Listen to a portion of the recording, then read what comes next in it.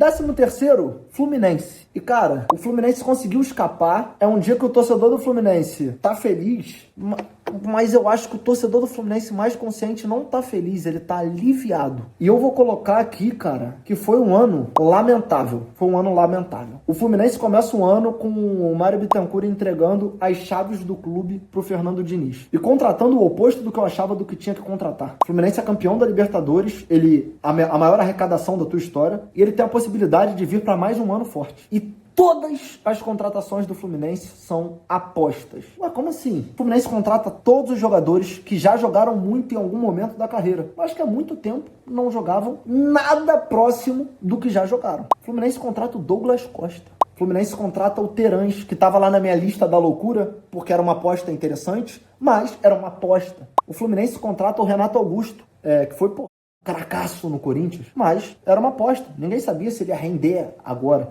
Então, cara, o Fluminense fez o oposto do que eu achava que devia fazer. Eu acho que o Fluminense devia fazer contratações certeiras. E o Fluminense vai mantendo, talvez por gratidão, muitos jogadores que, na minha visão, já não tinham mais condições de fardar o uniforme do Fluminense. O Fluminense mantém um Felipe Melo, que quase custa o ano do clube, entregando um jogo contra o Botafogo, falhando em momentos extremamente decisivos, tomando suspensões por reclamações completamente descabidas. Naquele jogo contra o Grêmio, o Felipe Melo no banco é suspenso por ficar fazendo assim, num pênalti claro pro Grêmio. Então, cara, é um ano lamentável do Fluminense, que ele termina aliviado. Imagina o vexame que seria cair pra Série B num ano que você vai disputar o Mundial. Cair pra Série B um ano depois de ganhar a Libertadores. Então, cara, eu acho que é um ano lamentável. Eu acho que a palavra é essa, lamentável. Até o torcedor mais fanático do Fluminense, eu ia falar que ia ficar puto comigo, não vai ficar puto comigo. Foi um ano muito abaixo do que todo mundo esperava e um ano lamentável, mas que foi salvo assim no final. Não que passou a ser um ano bom, mas que não terminou da forma que poderia ter terminado. E agora, cara, eu acho que o Fluminense tem que ir certeiro. Também é um time que deve muito. Vai ter a oportunidade de disputar uma competição internacional o ano que vem. Ele vai disputar o Mundial, ele vai disputar a Sul-Americana. A Sul-Americana eu acho viável. O Mundial eu acho que vai a passeio, com todo respeito.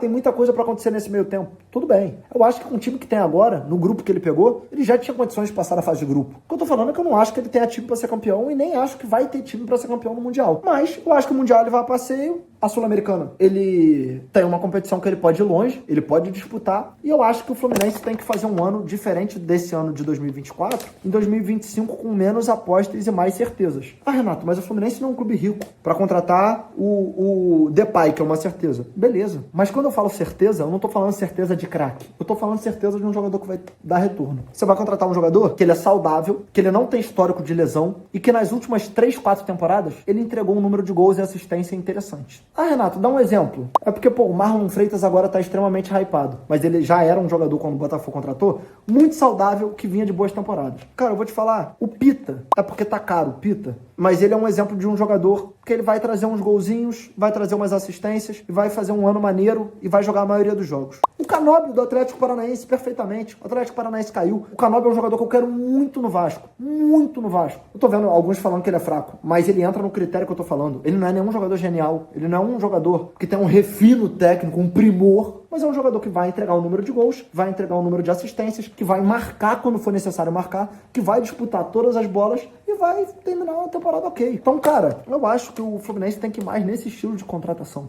tá ligado? Mais nesse estilo de contratação do que na aposta. O Alejandro é vai voltar pro Bragantino. Eu não vou falar que dá pra contratar porque o Alejandro é caro, mas o que eu tô falando são jogadores nesse estilo, que acabaram de fazer uma boa temporada, que acabaram de fazer um ano com muitos jogos, que muito provavelmente, se o Fluminense precisar, vão poder contar com o jogador durante a temporada inteira. Então eu acho que é isso. É um ano lamentável, que termina de forma aliviante, mas que deixa claro que pro ano que vem o Fluminense precisa ser mais responsável, precisa ser mais certeiro e precisa ser menos da aposta, tá ligado? Eu acho que é isso.